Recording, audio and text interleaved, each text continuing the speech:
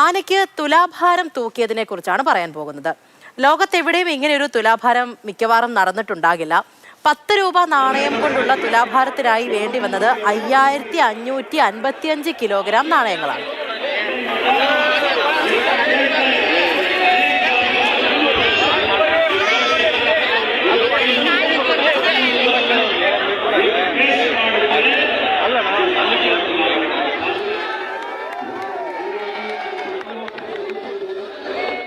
K V ശ്രീധരനാണ് നമ്മുടെ കൂടെ ഉള്ളത്.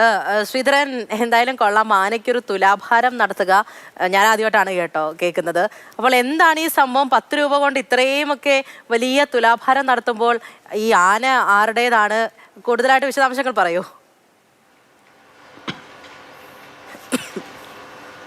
കഴിഞ്ഞ 2 ദിവസമായിട്ട് മൊത്തം ആനക്കഥകളാണല്ലേ.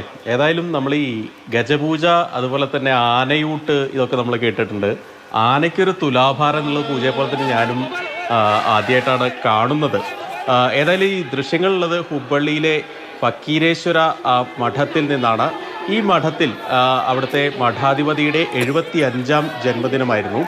അപ്പോൾ അന്ന് നടത്തിയ ഒരു വഴിപാടെന്നുള്ള രീതിയിലാണ് ഈ ആനയ്ക്ക് തുലാഭാരം നടത്തിയത്. ആനയ്ക്ക് തുലാഭാരം നടത്തിയ ഒരു പ്രത്യേക കാരണം കൂടെയുണ്ട്. ആന ഈ മഠത്തിൽ വന്നിട്ട് 60 വർഷമായി. അതിൻ്റെ വാർഷികവും അതുപോലെ തന്നെ ഈ സ്വാമിജിയുടെ 75ാം ജന്മദിനവും ഒരേ ദിവസം വന്നു. അതുകൊണ്ട് തന്നെ ഈ തുലാഭാരം അവിടെ നടത്താമെന്ന് വിചാരിച്ചിരുന്നു. ഏതായാലും അതിന് പ്രത്യേക മഠത്തിൽ അതിനുള്ള സൗകര്യമില്ല. അതുകൊണ്ട് തന്നെ ആനയ്ക്ക് തുലാഭാരം നടത്തിയിട്ട് അതിന് പ്രത്യേക തുലാഭാരത്തൊട്ടൊക്കെ ഉണ്ടാക്കേണ്ടിയിട്ടുള്ളൂ. സാധാരണ മനുഷ്യന് തുലാഭാരത്തട്ടൊന്നും പോരാ. അതുകൊണ്ട് തന്നെ പ്രത്യേക തുലാഭാരത്തട്ടൊക്കെ ഉണ്ടാക്കിയിട്ടാണ് ഈ തുലാഭാരം നടത്തിയത്. ഇതിനായിട്ട് 44 അടി നീളവും 20 അടി വീതിയും 30 അടി ഉയരവുമുള്ള ഒരു തട്ട് പ്രത്യേകം ഉണ്ടാക്കി. ഏതാണ്ട് 20 ലക്ഷത്തോളം രൂപ ഇതിന് തന്നെ, ഈ തുലാസ് ഉണ്ടാക്കുന്നതിന് വേണ്ടി തന്നെ ചിലവായിട്ടുണ്ട്.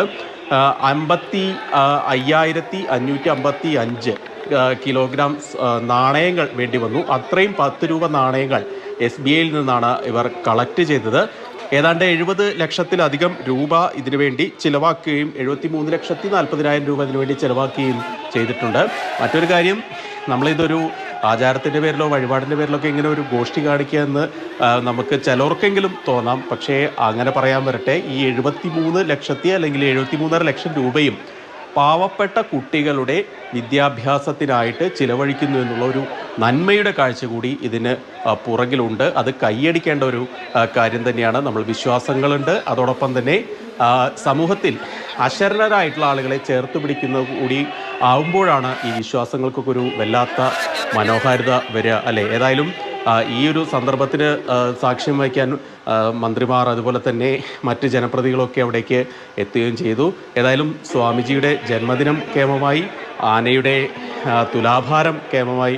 അതോടൊപ്പം തന്നെ ഏതാണ്ട് ഒരുപാട് കുട്ടികളുടെ മുഖത്ത് ചിരി വിരിയാനുള്ള ഒരു മാർഗം കൂടിയായി ഈ. ശരി ശ്രീധരൻ.